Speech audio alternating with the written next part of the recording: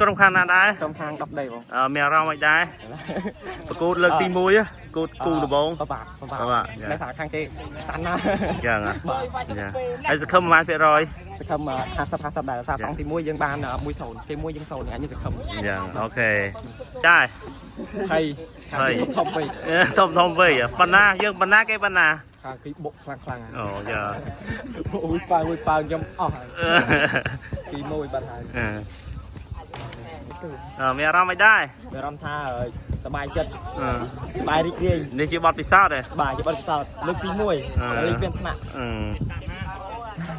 អូខេកីឡាករមេស៊ីតូច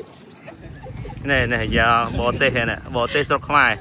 អូមីយ៉ាម៉ាល់បាទអនាគតចង់ខ្លាចជាអីអូនខ្លាចជាកីឡាករអាជីពយ៉ា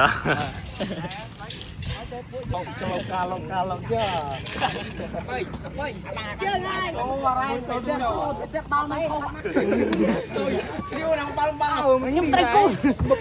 រត់ទៅមកហើយទៅតែវារត់បាល់ឈឺជប់គ្រឿងវ៉ាបាល់អាចតែបាល់ទៅខំបាល់ខំទៅពូទៀតហ្វេនសាហ្វេន